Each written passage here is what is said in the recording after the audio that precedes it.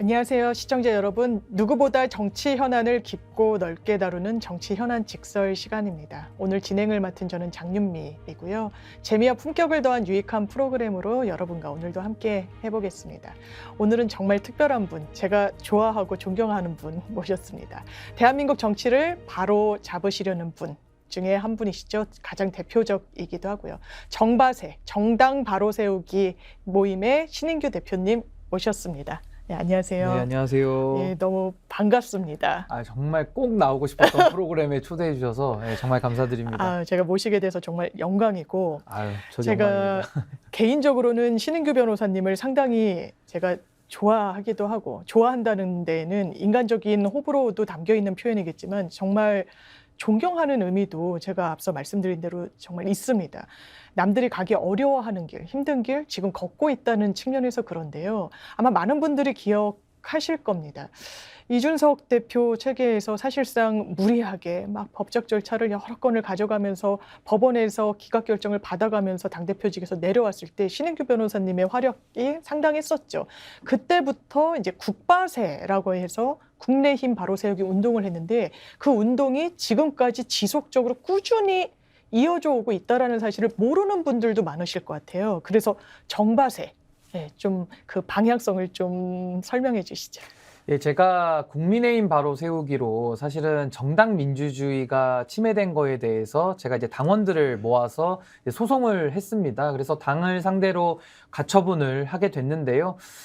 저희가 이제 1차 소송에서는 승소를 했었는데 뭐 다들 아시겠습니다만은 국민의힘에서 당시에 당원 당규를 또 바꿔서 사법 농락을 했거든요. 그래서 결국에는 이준석 대표가 당시 당 대표의 지위를 잃게 됐고, 그래서 저도 그 이후에 그럼 어떻게 이것을 이제 사법투쟁까지 끝났는데 어떻게 할까 하다가 그래도 모임분들이 꽤 많으셔가지고 제가 이제 국민의힘 바로 세우기라는 단체를 출범을 시켰고요.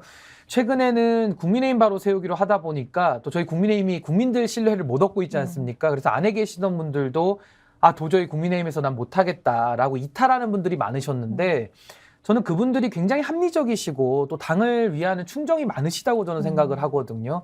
그래서 저는 그분들을 포함해서 정말 중도에 계시는 많은 분들까지 좀 아우르자는 차원에서 이름을 이제 정당 바로 세우기로 개명을 한 겁니다. 그래서 줄여서 이제 정바세 활동을 지금까지 이어오고 있습니다. 그럼 정바세로 바뀐 이후에는, 왜냐하면 국민의힘 바로 세우기라고 하면 국민의힘 내부에 갇혀있는 느낌도 없지 않아 있잖아요. 국민의힘을 제대로 우리가 한번 세워보겠다. 근데 이젠 정당이라고 그 틀을 좀 넓히셨단 말이에요. 그러면 국민의힘 안에서의 어떤 문제제기, 문제의식, 이제는 더 다른 뭐 제3지대든 이런 부분을 모색하는 하나의 단초다, 이렇게 생각해도 될까요? 우선은 저희 단체가 사실 생겨난 것도 누군가 의도해서 생겨난 것도 아니기 때문에 앞으로 어떠한 방향으로 진행될지도 누군가의 의도에 의해서 좌우될 수는 없다고 저는 생각을 합니다. 결국에는 이 안에 모여있는 정말 한국 정치를 건강하게 만들고 싶어하는 그런 시민들의 열망이 저는 모여있다. 근데 그 열망이 국민의힘에서 정말로 정당 민주주의가 짓밟히는 그런 전대미문의 사건을 겪으면서 이게 어떻게 보면 에너지가 모인 거거든요. 그래서 저는 이 에너지를 국민의 힘을 위해서 쓰는 것도 당연히 있겠지만은 결국에는 그 정당 정치라고 하는 것이 국민의힘도 잘 돼야 되고 더불어민주당도 저는 변화가 돼야 된다라고 보고요. 결국에는 저는 한국 정치의 가장 큰 고질적인 질병이 저는 양당의 적대적 공생관계라고 저는 생각을 하거든요. 그래서 제가 국민의힘 바로 세우기를 하면서도 너무나도 참 지쳤던 것이 국민의힘을 바로 세우려고 해도 결국 민주당이 제대로 되지 않으면은 이게 보완이 안 되더라고요. 그래서 저는 이제는 국민의힘을 벗어나서 조금 더 큰 차원에서 저는 대한민국을 위하는 길이 어떤 길일까 깊이 고민하면서 저는 정당 바로 세우기 운동을 계속 지속해오고 있습니다. 이 정바세로 만나 뵙는 분들은 아무래도 국민의힘에 애정이 있는 분들 내지는 당원분들이실 텐데 요즘 윤석열 정부에 대한 평가 어떻게 하고 계시고요? 그래서 안 그래도 저희가 이제 정바세를 만들고 나서 저희가 정치를 바꾸는 시간이라는 정바시 교육 프로그램을 진행을 해서요. 약 300명이 넘는 분들이 수료를 하고 이제 나가셨고요. 이 정바시를 통해서 저희가 어느 정도 교육의 가능성을 보고 이후에 지금 시작한 것이 시국 강연 토론회입니다. 그래서 전국에 12번을 저희가 전국 투어로 진행을 하고요. 뭐 이번 주 금요일에는 이제 저희가 춘천에 이제 갈 생각인데 뭐 그걸 통해 가지고 여러 가지 저희들이 이제 많은 분들을 만나고 있습니다. 만나면서 듣는 이야기는 지금 한국 정치 전반에 대한 불신 내지는 혐오가 너무 크고요.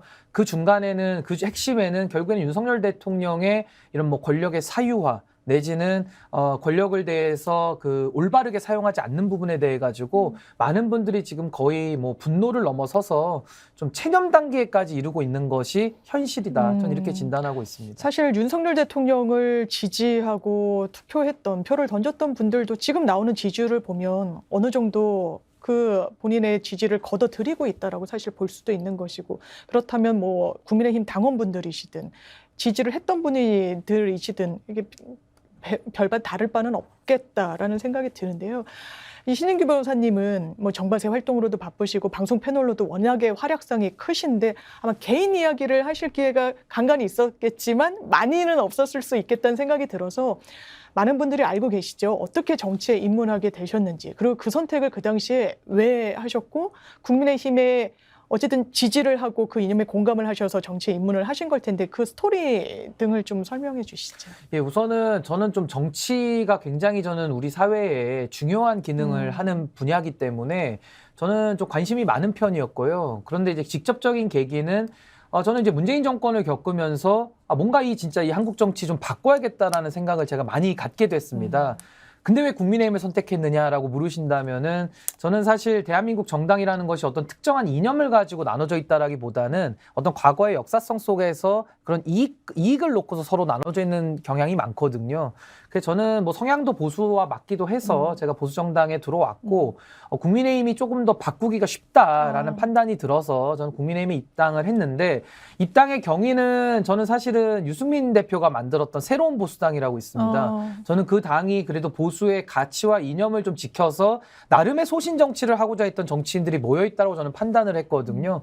그래서 그 새로운 보수당에서 청년 당대표를 토론 오디션으로 뽑는 게 있었는데 제가 거기 합류했다가 이제 좀 입상을 해서 이제 거기서 제가 처음 활동을 하게 됐고요. 그 이후에 이제 국민들께 알려진 계기로는 이제 국민의힘에서 이준석 대표 바람이 불었고 그때 당시 처음 했던 정책 자체가 외부에서 대변인들을 공개 토론 방식으로 선발하는 거였거든요.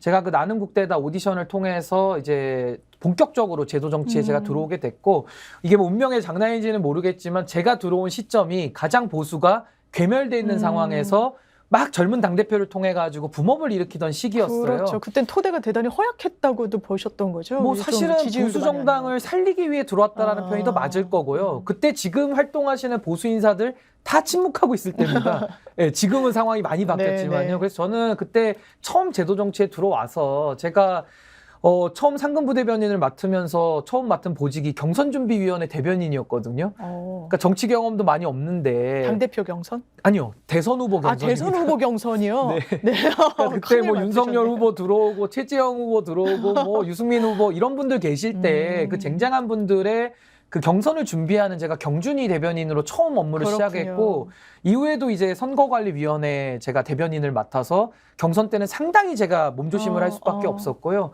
그 이후에도 뭐 이재명 비리 검증특별위원회도 제가 대변인을 맡았고 이런 것들을 제가 쌓아오면서 지금까지 온 거거든요. 그래서 참 여러 가지 저는 좀 특별한 그런 계기에서 제가 정치 활동을 좀 시작했다. 저는 그렇게 생각하고 있습니다. 그러면 이제 주신 말씀의 연장선상에서 여쭤보자면 아무래도 많은 분들한테 신인규라는 새 글자를 각인시킨 계기는 아까 말씀드린 나는 국대다. 라는 거였죠. 이 컨테스트를 통해 가지고 당 대변인단에 합류를 했던 거고 그 당시가 이준석 대표 체계였고 그리고 국바세, 정바세로 지금은 이름이 바뀌었지만 그때 활동을 좀 구체적으로 하시게 됐던 계기도 그 이른바 이준석 사태 때 좀 이런 활동을 집중적으로 하셨기 때문에 이준석 퀴즈다. 이준석도 뭐 박근혜 퀴즈다 이랬는데 또 누구의 퀴즈다. 이런 세간의 평가도 있어요. 근데 제가 그냥 개인적으로 봤을 땐 두 정치인의 결이 좀 다소 다른 것도 있는 것 같은데 그런 평가에 대해서는 어떻게 생각하세요? 근데 저는 이준석 대표에 대해서는 제가 고마움이 두 가지가 있는데요. 첫 번째는 저한테 기회를 줬다라는 점이죠. 기회를 줬다라는 점이 저는 참 고마운 일이고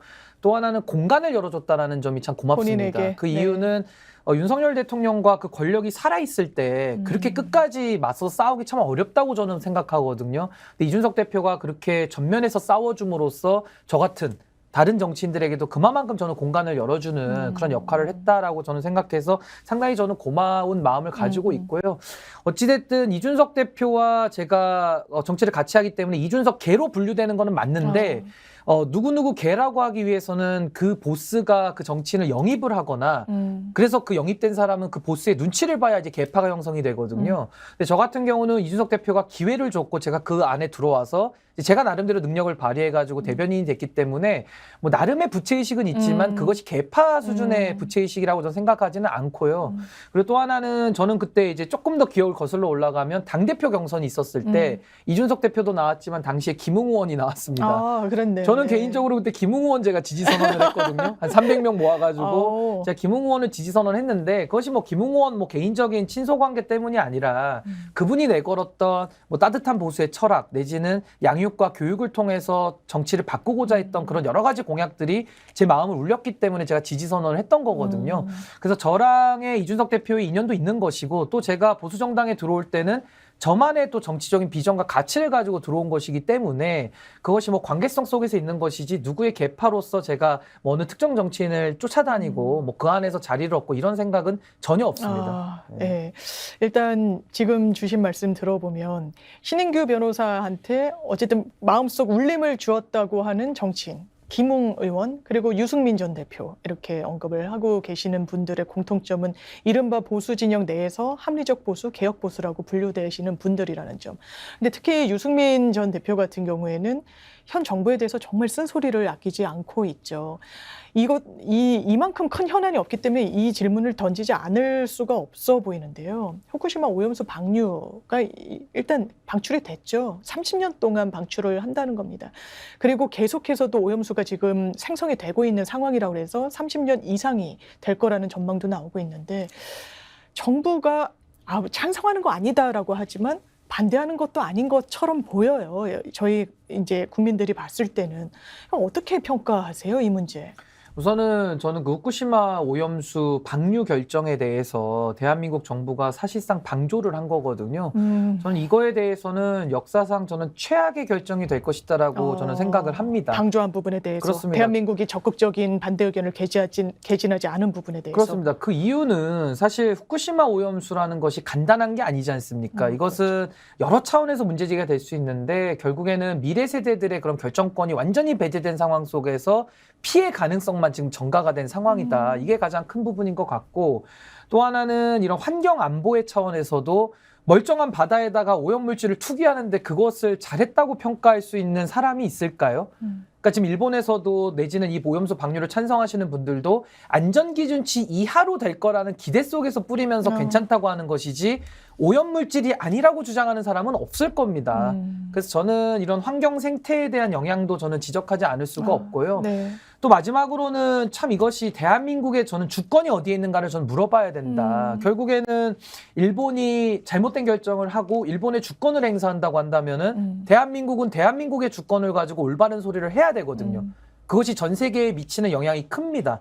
근데 지금 대한민국이 가장 인접된 국가로서 마치 일본의 오염수 방류를 사실상 묵인 내지는 방조해주는 스탠스를 취함으로써 결국에는 일본의 방류를 막지 못하게 되는 거거든요. 그렇다면은 세계 시민들의 관점에서 봤을 때 대한민국이라는 국가는 일본의 민폐짓에 대해서 아무 말도 못하는 용기 없는 국가거나 아니면 저 나쁜 짓에 대해서 동조하는 국가로밖에 인식이 될 수밖에 없는 겁니다.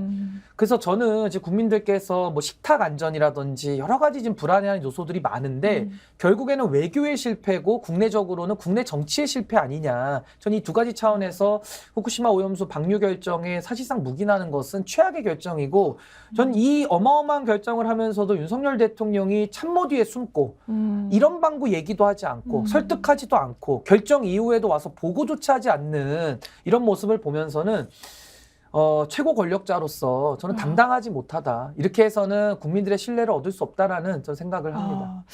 지금 신 변호사님도 짚어주신 것처럼 대한민국의 방조, 그린피스도 이렇게 논평을 했더라고요. 일본 정부의 무책임 그리고 한국 정부의 방조가 낳은 합작품이다. 왜냐하면 제일 붙어있는 국가가 한국이잖아요, 대한민국. 그리고 이 뭐 돌아서 미국 연안을 먼저 거친다고는 하지만 그 피해가 직격탄을 입는 건 대한민국이라는 사실을 부인할 수는 없습니다.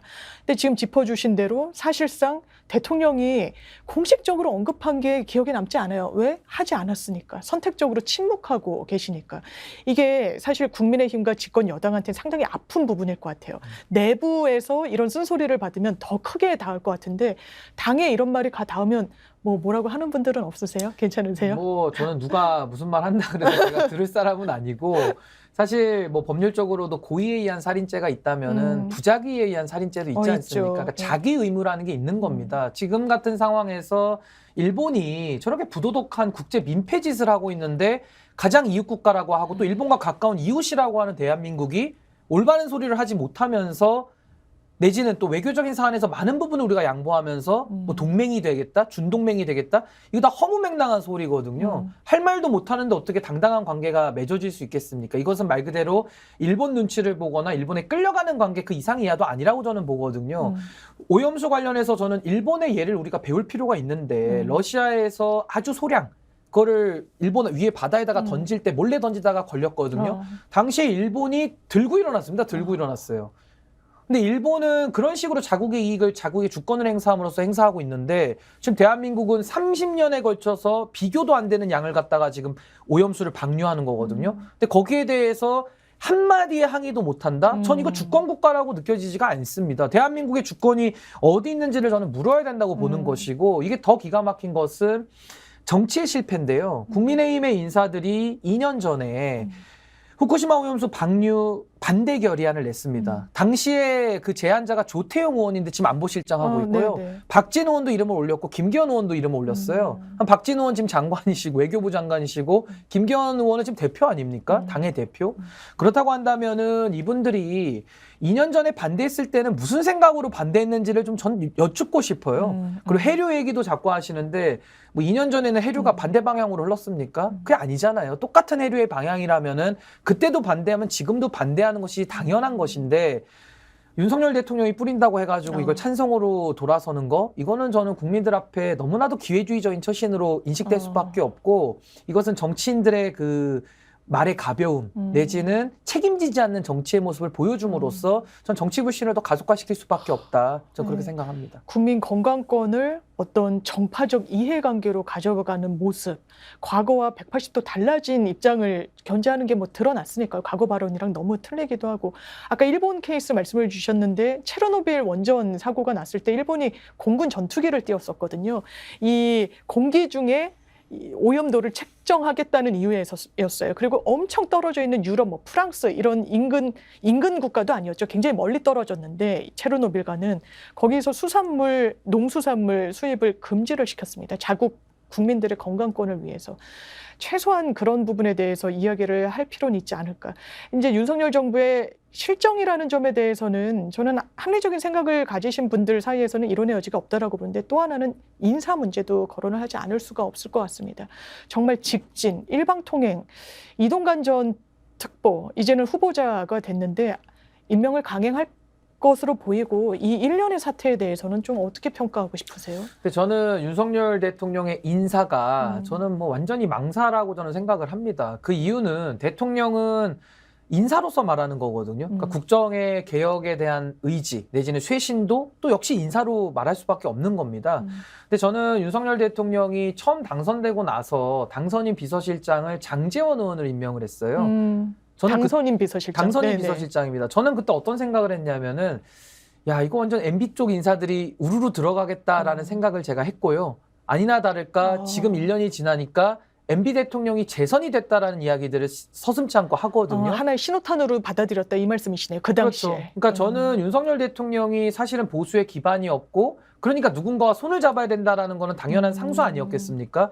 근데 보수 정파 안에도 다양한 세력들이 있고 좋은 분들이 참 많아요. 근데 거기에 대해서 유독 장제원 의원의 손을 잡았다라는 것은 MB계와 나는 함께 가겠다라는 그 첫 일성이었기 때문에 저는 그때부터 상당히 좀 좌절을 할 수밖에 없었고요.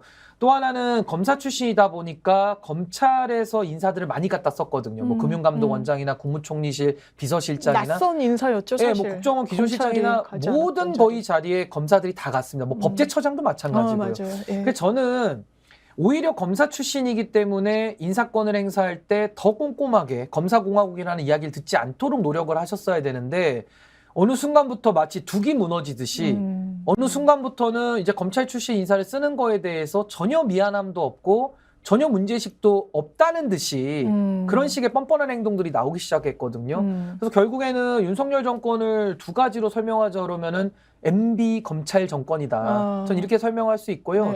이 MB 검찰 정권이 사실은 지금 등장한 게 아니라 이분들이 2008년도라고 하는 그때 MB 정권 집권 당시에도 MB 검찰 정부였어요. 그래서 노무현 대통령을 죽음까지 몰아간 것도 무리한 수사. 큰 영향이 있었던 거거든요. 당시에 대검 중수부장을 MB 정부 때 했던 분이 김홍일 당시 그 그렇죠. 중수부장입니다. 이분이 지금 국민권익위원장 가 있어요. 그리고 그때 MB 정부 시절에 김홍일 대검 중수부장 밑에서 일했던 검사가 윤석열 대검 이과장입니다. 중수 이과장. 그러니까 이분들이 MB 검찰 정권이라는 게 지금 나온 것으로 국민들은 이해하시지만은 역사가 있다. 역사가 있고 사실은 BBK라는 면죄부를 준 김홍일 그 당시 검사가 지금까지 이렇게 이어져 와서 국민권익위원장을 지내고 있는 걸 보면은 하나를 보면 열을 한다고 거의 MB 검찰 정부는 그때부터 시작이 돼서 지금 꽃을 피우고 있는 거 아니냐. 근데 이것은 결국 나라적으로는 엄청난 불행이고 결국은 이 불행을 지금 국민들이 감당해야 되는 상황이 왔기 때문에 참 저도 제가 국민의힘에 소속돼 있는 한 사람으로서는 너무나도 좀 죄송한 마음이 많이 듭니다. 이명박 정부에 대한 국민 평가 실제로 형사처벌을 받았고요. 이명박 대통령은 본인의 권력을 사유화해서 심지어 본인의 개인적인 송사에 막 기업들을 막 납부하게 했고요. 그런 게 대납인 거죠. 그런 게 변호사비 사실 대납인 거죠. 그런 역사적 평가가 끝났음에도 불구하고 인력풀의 부재 그리고 어떤 정치적인 뭐랄까요? 신념의 부재. 그러니까 여기저기서 사람을 갖다 쓰는데 지금도 검찰 인사라는 표현을 써주셨는데 일단 기본적으로 쓸 수 있는 인력풀이 제한적인 것 같아요. 윤석열 정부, 윤석열 대통령에게는. 근데 이젠 총선을 치러야 되잖아요. 그러면 총선에도 검찰 출신들, 검사 출신 인사들이 많이 대거 출마할 거라고 예상하시죠? 뭐 그것은 이미 예견된 저는 수순이다. 예고된 수순이고 사실이라고 보는데 결국에는 지금 뭐 측근들 인사들이 다 검찰 인사들로 많이들 들어가 있지 않습니까? 거기다가 MB 정부 출신들 사람들이 과거의 요직을 지냈던 분들이 지금 다시 와서 또 요직에 가고 있거든요. 뭐 이주호 총리도 마찬가지고요. 그렇죠. 뭐 이재호 전 장관도 마찬가지고 이동관 위원장도 마찬가지고 MB 정권의 실세들이 지금 다 와서 또 요직에 가서 실세를 다 자리를 가지고 있습니다. 그렇다면은 총선 공천에 있어서도요. 결국에는 김기현 대표가 공천할 거라고 누가 생각합니까? 아마 김기현 대표 본인도 그렇게 생각 안 할걸요? 본인 스스로도. 아이러니하지만 본인도 그렇게 생각 안 하고 있을 겁니다. 그렇다면 너무나도 불행한 일이지만 대통령의 정당에 대한 사유화 내지는 개입이 이미 현실화됐고 전 이것이 그대로 현출될 거라고 보거든요. 그렇다면은 이번 총선 공천 때도 본인의 믿을 사람들만 공천한다고 한다면 윤석열 대통령 가까운 인사, 그럼 검찰 인사, MB 인사 이쪽 사람들이 우르르 들어가는 거거든요. 그래서 지금 현역 의원들도 제가 볼 때는 상당히 위기감을 느끼고 있을 거라고 저는 보고요. 물론 뭐 새로운 뭐 신진들을 좀 일부 충원하면서 약간의 분칠을 할 수는 있겠습니다만은 주류 내지는 거의 대다수의 공천받는 사람들은 전 MB와 검찰 인사로 도배될 것이다. 전 그렇게 예상을 합니다. 지금 이른바 대통령의 얼굴로 총선을 치르겠다라고 이야기를 하는 건 직접 사실상 영향력을 공천에 행사하겠다. 대통령실이. 이런 의중으로 읽히고 그 연장선상에서 최근에 이철규 사무총장은 승선 운운하면서 우리가 몰고 갈 이 배에서 내리고 싶은 사람은 내려야 된다는 취지로 뭐 이야기를 했잖아요. 어떻게 보면 상당히 무도해 보이죠. 왜냐하면 공천이라는 것도 절차라는 것이 있고 당내 프로세스라는 게 있으니까요. 그런 일련의 과정들, 이 공천, 뭐 적게는 공천이겠지만 내년 총선을 대비하는 국민의 힘의 모습은 어떻게 평가하고 계세요? 우선은 저는 사실은 제가 국바세를 처음 만들어서 첫 번째 긴급 대토론회를 했는데요. 그때 질문이 뭐였냐면은 당의 주인은 과연 누구인가? 이게 주제였습니다. 그러니까 지금도 마찬가지예요. 이철규 의원이 아마 당이라는 것을 배에 비유하신 것 같은데 배에서 하선 명령을 내릴 수 있는 사람은 배의 주인 아니겠습니까? 뭐 선장이겠죠. 내지는 배의 주인일 텐데 지금 배의 주인이 본인이라고 생각하시는 거예요. 그러니까 내려라 타라 마라 하는 거거든요. 저 같은 사람도 지금 국민의힘에 소속돼 있지만은 이철규 의원이 타락을 해서 타는 것도 아니고요. 내리라 해서 내리는 것도 아닙니다. 뭔가 큰 착각을 하고 계시는 거라고 저는 생각이 들고요. 그런 오만하고 당에 대해서 본인이 마치 주인 행세를 하는 저런 반민주적인 인식, 그걸 지금 본인의 말을 통해서 다 드러내고 있는데 국민들은 평가하고 계시거든요. 근데 본인만 모릅니다. 평가받고 있다는 사실을요. 그래서 저는 저렇게 오만하게 당도 사유화하고 이제는 윤석열 대통령 나라도 사유화하고 이렇게 가가지고는요. 국민들께서 인내심의 한계가 옵니다. 그 저도 비판을 계속 하죠. 근데 비판은 언제까지 하겠습니까? 인내심이 다다르는 데까지 하는 겁니다. 그래서 저는 저 오만한 태도에 대해서는 결국 민주주의 시스템에서는 결국 선거를 통해서 책임을 추궁할 수밖에 없고요. 저는 국민들의 무서운 심판의 몽둥이가 전 예비되고 예고되고 있다. 그 몽둥이를 어떻게 피할지 전 잘 모르겠습니다. 제가 신인규 변호사님 말씀을 듣다 보니까 이제 이철규 사무총장이 그 비유를 들어서 저희도 말씀을 드리는 건데 중국 고사 중에 그런 게 있잖아요. 이 배를 뒤집어지게 하는 것도 순항하게 하는 것도 이 바닷물인 건데 이 바닷물이 백성과 같다 뭐 이런 얘기가 있잖아요. 그러면서 신인규 변호사님께서 이제 인내심의 최고점이 이제 달했다. 이제 더는 인내하고 기다리면서 볼 수 있는 상황을 넘어섰다라는 걸로 이해가 되는데요. 그러면서 그 끝에 주신 말씀이 국민들이 국민의힘을 심판할 수밖에 없을 것이다. 그러면 지금 정바세라는 세력도 뭐 세력이란 표현이 그럴 수 있지만 지지해주는 분들과 함께하고 있고 총선이 앞두고 국민에 대한 실망감, 국민의힘에 대한 실망감 그리고 그 인내력이 최고치에 오른 이런 종합적인 상황을 다 고려하면 신인규라는 정치인이 뭔가 다른 선택을 하겠구나. 이제 국민의힘 안에서가 아니라 다른 지대. 왜냐하면 지금 여러 제3지대가 좀 윤곽을 드러내고 있기도 하고요. 그럼 그 세력과 결합할 것인가? 아니면 독자 세력화를 좀 모색할 것인가? 아니면 다른 구체적인 방안을 갖고 있는가? 좀 궁금해하실 분들이 많으실 것 같아요.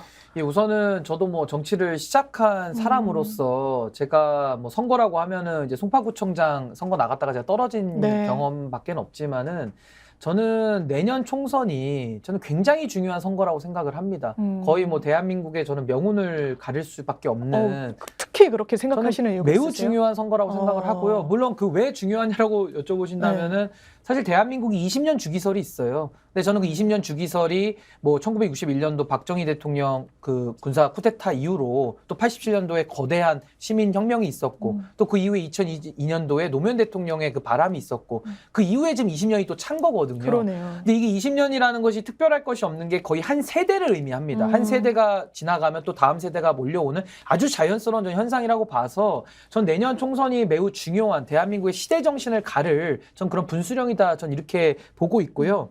아무래도 저는 총선을 앞두고 깊은 고민을 하고 있습니다. 왜냐하면 저는 국민의힘을 고쳐 쓰고 싶었거든요. 정말 고치고 싶었습니다. 그 표현이 딱 맞아요. 고쳐 쓰고 싶었다. 그렇습니다. 물론 제가 나름대로 정치적 견해를 밝히고 소신을 이야기하면 당에서는 저를 약간 좀 미운 오리 새끼 취급을 하죠.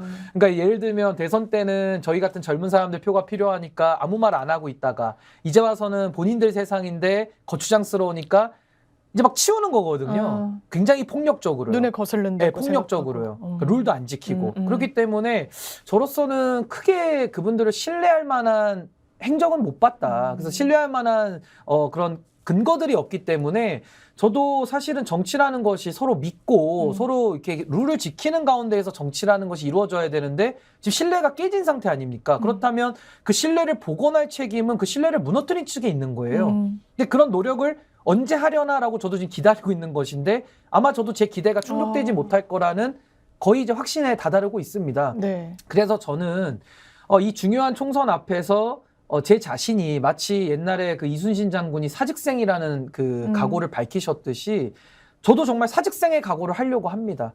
저 하나 죽어서라도 대한민국 정치가 좀 바뀔 수 있다라고 한다면은 무슨 일이라도 하고 싶거든요. 과거에도 한 독립운동가가 시를 쓰면서 대한민국이 독립만 될 수 있다면은 자기 살가죽을 벗겨서 북이라도 만들어서 시원하게 북을 치고 싶다. 진짜 결연하네요. 예. 그런 시도 있는데 저도 비슷한 마음이 들어요. 그러니까 대한민국의 정치를 바꾼다는 것이 과거에 박찬종 선생님도 안 됐고 뭐 정주영 선생님도 안 됐고 뭐 안철수도 안 됐고 뭐 안 된 게 너무 많기 때문에 국민들은 다 절망 상태거든요. 그렇기 때문에 그렇다고 또 지금처럼 양당의 기득권 공생관계를 또 놔두고 볼 수만도 없는 거 아니겠습니까? 그래서 저도 깊은 고민 속에서 결국에는 사직생의 각오를 하고 저 혼자 북치고 장구치면서 전 된다고 생각하지 않거든요. 그리고 제가 그럴 만한 능력 있는 사람도 아니고요. 결국 국민들께서 누군가 어떠한 행동을 하길 바란다. 누군가는 이 정치적인 양당의 적대적 공생관계를 좀 깨버리자라는 여론이 형성이 된다고 한다면은 저는 뭐 단 1초의 주저함도 저는 가질 것이 없다. 저는 모든 걸 다 걸어볼 생각입니다.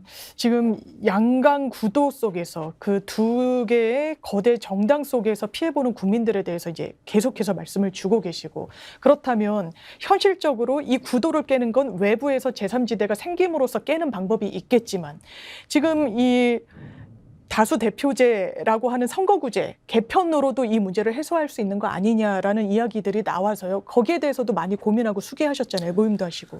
근데 저는 선거제도 개편에 대해서는요, 제가 많은 힘을 보탠 건 맞는데요. 저는 될 거라고 생각해서 한 건 아닙니다. 그리고 지금도 저는 희망을 갖지는 않습니다. 근데 왜 했느냐?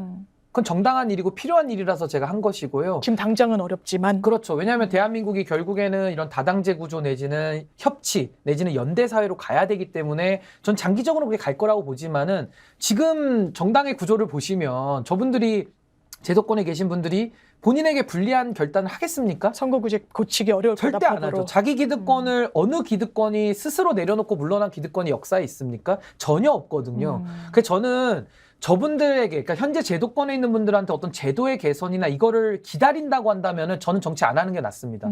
언제 바꾸겠습니까? 그럼 너무 아니란 생각이다. 그렇죠. 그래서 저는 결국에는 제가 어떤 정치 세력화를 만들어서 결국에는 민심 100%로 평가를 받는 게 가장 좋죠. 그래서 국민들의 뜻을 겸허하게 받아들이면서 국민들의 심판, 그렇게 되면 결국 저는 양당 심판으로 갈 수밖에 없다고 보거든요. 그게 가장 좋은데 결국 그 길을 가기 위해서는 국민들께서 어느 정도 여론이 성숙이 되는 것이 선결적인 과제라고 저는 생각을 합니다.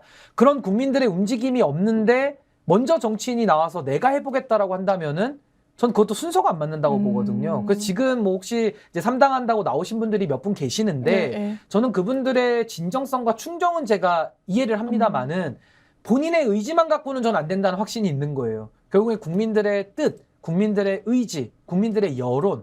뭐 비견한 예를 들자면 안철수 현상이라고 해서 2011년도에 안철수 의원이 소위 말하는 제3세력의 리더십으로 뜨지 않았습니까? 그렇죠. 그러니까 그 정도의 바람이 어느 정도 불지 않으면은 전 이거는 가능하진 않다고 생각을 합니다. 근데 제가 아까 선거제도에서도 가능하지 않지만 그래도 나름의 필요성을 가지고 제가 했다고 말씀을 드렸듯이 저도 이제 어느 정도 좀 상황을 보면서 이것이 필요하다는 확신이 들면 저도 어느 정도는 제가 뭐 고려를 해볼 수 있는 그런 상황까지는 와 있는 것이고요.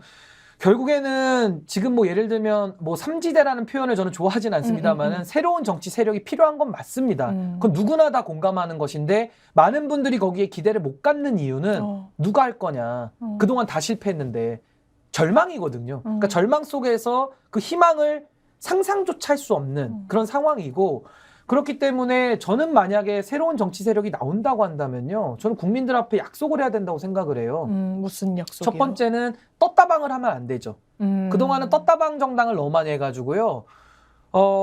많은 정당들이 다 역사 속에서 사라졌습니다. 그 두 번째는 학도병 정치를 하면 안 됩니다. 학도병 정치. 학도병이 뭐냐면은 어른들이 판 만들어줄 테니까 젊은 애들 와가지고 악세사리나 해. 이게 학도병이거든요. 전 이 두 가지는 해서는 안 된다고 생각을 합니다. 그래서 그런 식으로는 전 갈 생각이 1도 없고요. 그리고 제가 만약에 새로운 정치 세력화를 꿈꾼다면은 좀 국민들 앞에 이렇게 말씀드리고 싶어요. 완전히 그 당에서는 완전히 새로운 정당. 그러니까 쉽게 말하면은 우리가 아이폰이 나왔을 때 세상이 뒤집어지지 않았습니까? 그렇죠. 저는 그런 아이폰 같은 정당을 할 능력이 있으면 전 나와야 된다고 생각을 해요. 그래서 국민들 앞에 완전한 혁신을 저는 약속을 해야 될 것이고 두 번째는 국민들 앞에 일당을 약속해야 됩니다. 일당을 해야 됩니다. 일당을. 이게 3번을 달고 3번 해가지고 소멸되는 것이 아니라 제 1당이 돼야 3번을 된다. 달고 나왔더라도 1등을 해야 됩니다. 근데 지금 1등을 외치는 사람 있습니까?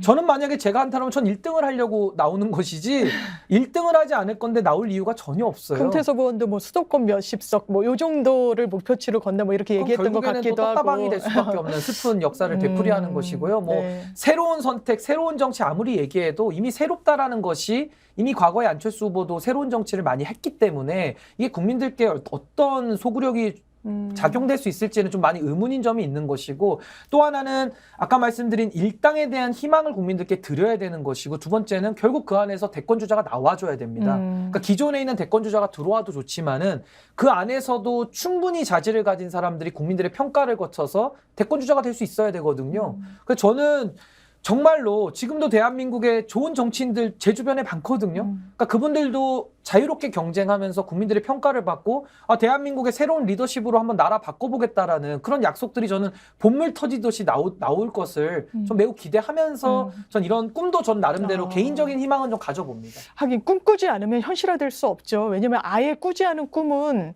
현실로 발전할 가능성 자체도 없는 거니까요. 그러니까 지금 주신 말씀이 특히 또 정치에 몸담고 있는 사람이 하는 말로서 더 의미가 깊다라는 생각이 드는데, 일단은 그런 질문 드리고 싶어요. 저희가 총선 얘기하고 선거구제 개편 얘기하고 여러 이야기를 드리고 있는데, 지금 당장 저희의 집권 세력은 윤석열 정부예요. 윤석열 정부가 어떻게 해야 한다라고 뭔가 가이드라인, 지침 이런 걸 주신다면 어떻게 말씀하고 싶으세요?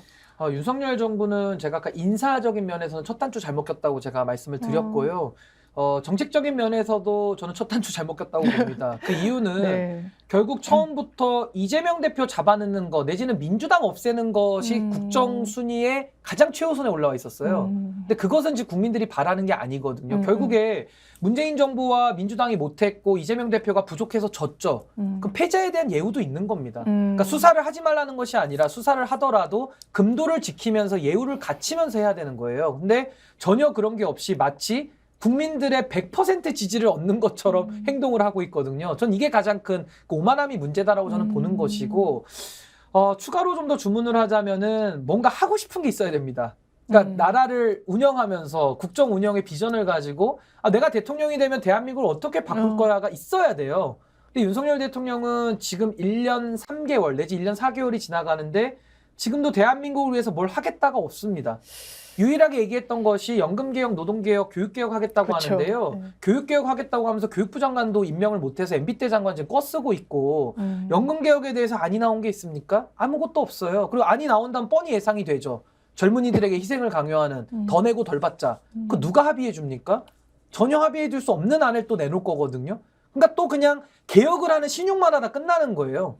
그러면서 마지막에 뭐 노동개혁 한다는데 노조 때리기나, 저도 뭐 노조에 대한 비판적인 시각이 있습니다만은 노동조합의 헌법상 권리는 존중을 하면서 노조를 개혁해야 되는 것이지 노조를 없애는 게 개혁은 아니지 않습니까? 그렇죠. 그러니까 이런 거에 대해서 전혀 이념과 철학과 가치가 완전히 부재한 상황 속에서 그냥 죄인들 다 때려잡겠다. 나 빼고는 다 범죄자들이다. 다 범죄 혐의가 있고 다 이권 카르텔이다.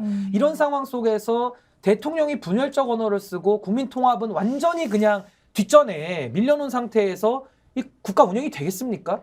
근데 저는 뭐 여러 가지 개선점에 대해서 말씀드릴 수는 있겠으나 저는 개전에 정이 보이지 않는다. 개선될 가능성이 저는 뭐 희박한 걸 넘어서서 이제 거의 없다. 저는 이렇게 말씀을 드리고 싶습니다. 지지를 거둬들인 것뿐만 아니라 어떤 희망 자체도 더는 걸기가 어렵다. 제가 신 변호사님 말씀을 듣다 보니까 그런 게 생각이 나요. 일단 국민의 지도자를 세울 때는 그 국민들이 공유하고 있는 그 당시의 시대 정신과 그 지도자가 맞아떨어지는 겁니다.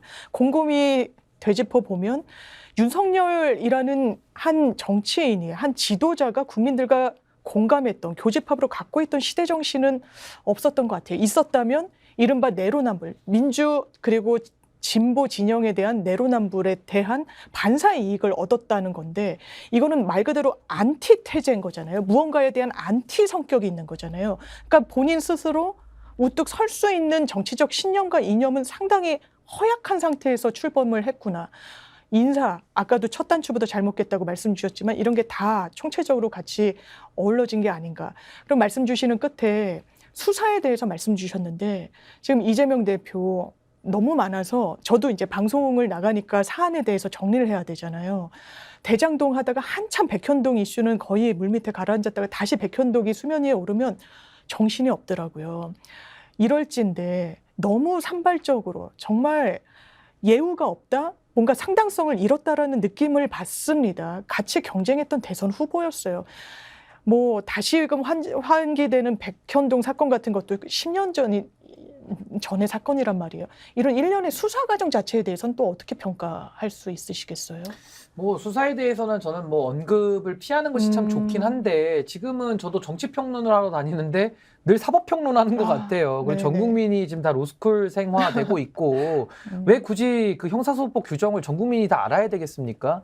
그냥 수사기관이 조용히 수사하면 될 일이거든요. 그리고 죄가 있으면 죄 있는 대로 처벌받고 없으면 없는 대로 하면 될 일인데 저는 이재명 대표 수사에 대해서는 사실은 필요한 수사죠. 그리고 필요한 수사고 마땅히 법 앞에 평등하기 때문에 만인이 평등하기 때문에 당연히 해야 되는 수사인데 결국에는 사법의 정치화 그러니까 이재명 대표 쪽에서 수사를 받다 보니까 검찰 못 믿겠다. 그러면서 사법 절차를 정치 쟁점화를 시켰거든요. 그러다 보니까 본인이 당대표 자리까지 올라간 겁니다. 이걸 이제 민주당의 아젠다로 끌어온 것이죠. 사법의 정치화가 이루어지니까 곧장 윤석열 검찰 정부는 정치의 사법화를 시작하죠. 그러니까 정치에서 계속 사법적 영역으로 모든 정치 사안을 사법으로 끌고 들어갑니다. 그러니까 이 사법의 정치화가 정치의 사법화를 촉진하고 정치의 사법화가 사법의 정치화를 촉진하면서 결국 대한민국의 사법은 사라지는 거예요. 그 동시에 정치도 죽은 겁니다. 그러니까 대한민국은 사실 정치와 사법이 다 무너진다라고 한다면은 국민들은 그럼 도대체 누구를 의지해야 되나 이제 이런 의문이 남을 수밖에 없고요. 그래서 저는 매우 안타깝게 생각을 하고 결국에는 이 검찰 정치가 대두된 데에는 결국 정치의 실패가 있는 거예요. 그러니까 정치인들이 스스로 해결하지 못하고 뭐 패스트트랙 내지는 그 과거에도 국회법 개정하면서 국회 선진화법이라고 하죠. 국회 안에서 막 의원들이 싸웁니다. 그러다 그걸 또 검찰에 갖고 갑니다. 혼내달라고. 결국 검찰의 권위를 올려준 것은 정치 권력 스스로의 실패입니다. 그래서 저는 진짜 참 윤석열 대통령이라고 상징되는 인물이 검찰 출신이 결국에는 단 한 번의 선거로 대통령이 된 거 아닙니까? 그건 윤석열 대통령의 기회주의도 있었겠지만은 저는 국민의힘 의원들의 기회주의도 동시에 작용했다. 전 이렇게 보고요. 사실은 윤석열 대통령의 기회주의라고 제가 표현을 했습니다만은 그 기회주의가 윤석열 대통령만 했을까요? 저는 지금도 떠오르는 게 아까 후쿠시마 오염수 얘기하면서 제가 여야가 입장이 바뀐 게 참 우스꽝스럽다 말씀을 드렸지만은 윤석열 대통령 청문회 지금 한번 틀어보세요. 이거는 국민의힘 지지자든 민주당 지지자든 만약에 지금 윤석열 대통령 검찰총장 청문회를 보신다면은 정말 지금 이 정치 상황이 비정상이구나라는 걸 다 느끼실 겁니다. 당시에 윤석열 대통령이 검찰총장 시절에 민주당 쪽에서는 장모 의혹, 뭐 여사 의혹 다 괜찮다고 했고 그랬죠. 이런 검찰총장 없다. 검찰개혁의 적임자다라고 적극 밀었고요. 당시에 장제원 의원이 최은순 장모 거의 수사해야 된다고 목소리를 제일 높였어요. 상세하게 얘기했죠, 의혹을. 근데 지금은 그게 완전히 정반대로 바뀌어져 있거든요.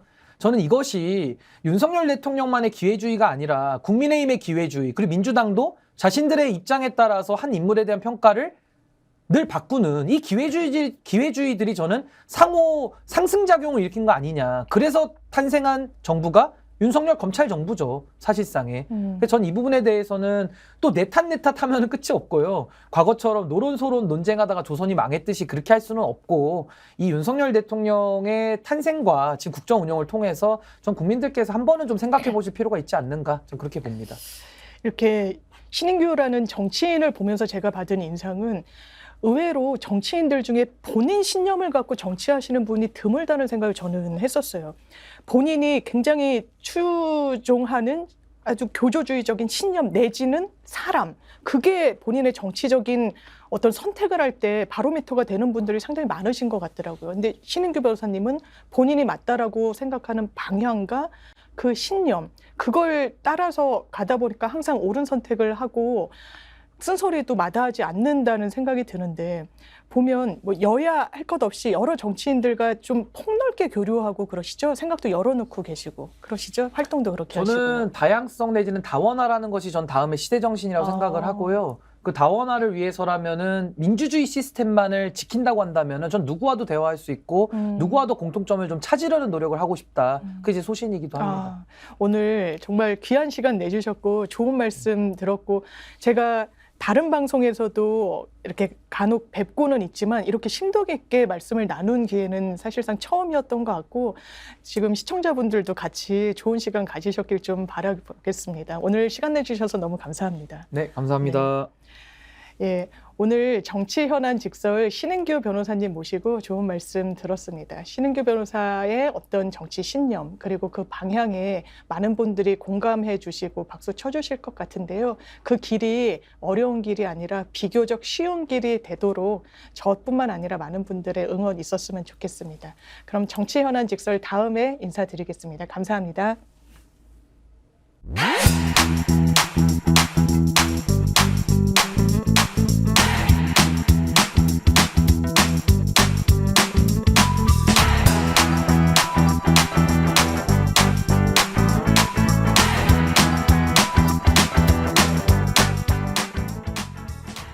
유기농 밀가루로 만든 광화문달롱 쿠키 직접 수제 핸드메이드 하고요. 방부제도 안 들어가고요. 첨가제 같은 것도 안 들어가고 순수하게 유기농 밀가루로 다른 재료를 섞어서 하기 때문에 여러분 드셔보시면 아 건강한 쿠키다 이런 생각 드실 텐데요. 쿠키 종류가 많아서 골라 먹는 재미가 맛있어요. 있고 택배로도 받으실 수 예, 있죠. 예, 근데 맞습니다. 직접 와서 드시면 좋은 게 여기 또 커피가 맛있어서 예. 같이 먹으면 또 맛있더라고요. 자 네이버에 스픽스 광화문달롱 치셔도 되고요. 스픽스 몰에 들어가시면 여러분들 맛있는 쿠키 건강하게 드실 수 있습니다.